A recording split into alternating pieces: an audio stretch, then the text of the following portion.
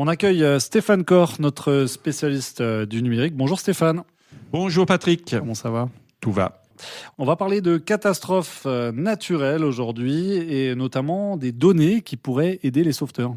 Oui, alors les réseaux sociaux, on en parle souvent à différents titres, pas toujours positivement, mais on pourrait aussi les prendre comme un ensemble de capteurs humains qui sont là et qui peuvent transmettre des informations dans le cas d'une catastrophe naturelle, d'un incendie, d'un accident, de quelque chose qui se passe quelque part. C'est-à-dire qu'il y a toujours des gens qui peuvent être témoins et qui peuvent évaluer une situation avec, entre guillemets, beaucoup d'intelligence et de pertinence et partager ces informations et les faire remonter aussi. Donc pas de caméra, mais des humains qui sont là pour faire le relais. Des humains qui ont des fois aussi en main des caméras qui peuvent filmer, un événement, quelque chose, et le partager avec des secours et des gens qui peuvent tout d'un coup avoir une meilleure capacité décisionnelle pour intervenir, comme par exemple, des pompiers qui vont utiliser des drones pour survoler des feux, pour obtenir de l'information. Eh ben, il y aura des équipes de secours qui vont s'intéresser à ce qui se dit par rapport à un lieu donné sur les réseaux sociaux pour pouvoir affiner leurs décisions pour des interventions, pour savoir peut-être qu'il y a des lieux impraticables, peut-être qu'il y a des situations où le problème s'est amplifié. Et là, les gens vont aider à faire remonter ce type d'informations. Est-ce que ça serait des informations fiables ? Pas forcément tout le temps, ça demande à être pris avec beaucoup de prudence. Des fois, on va tout d'un coup identifier des gens qu'on va contacter directement, mais aussi on va utiliser ce qu'on appelle les API des réseaux sociaux. Donc les API, c'est comme une sorte de canal de communication fourre-tout dans lequel toutes les informations qui sont échangées sur le réseau social passent comme finalement dans une rivière.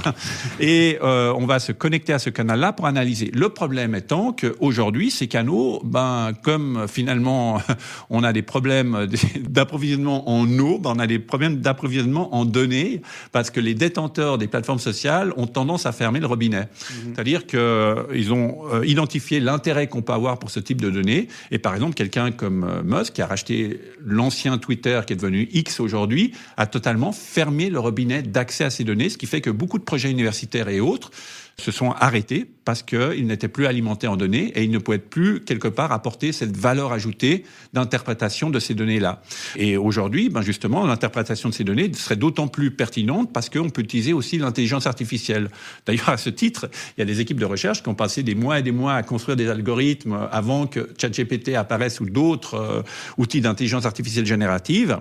Et aujourd'hui, ils ont constaté que leur outil n'était pas forcément aussi performant que ce qui est arrivé tout d'un coup sur le marché. Donc il y a des bouleversements qui se font, mais c'est intéressant. Au Canada, il y a une initiative qui vise, avec l'intelligence artificielle, à identifier toutes les images où il y aurait un feu dans certaines régions. Des régions qui sont très sensibles justement au départ de feu. On va utiliser cette IA pour identifier ces images-là et voir si à un moment, par exemple, quelqu'un fait un bivouac et puis un petit feu, on a partagé ça sur les réseaux sociaux, on grille une saucisse. Est-ce que ça représente un risque dans la région, au lieu, par rapport aux conditions météorologiques? Et ça, c'est intéressant de dire pour prévenir de nouveau et agir au plus près d'un feu avant que finalement ça devienne incontrôlable. Donc il y a beaucoup d'opportunités dans l'utilisation de ces plateformes sociales par rapport aux données et par rapport aux gens qui produisent ces données et aux gens qui ont des éléments pour capturer des moments et capturer des images d'une représentation d'un phénomène donné.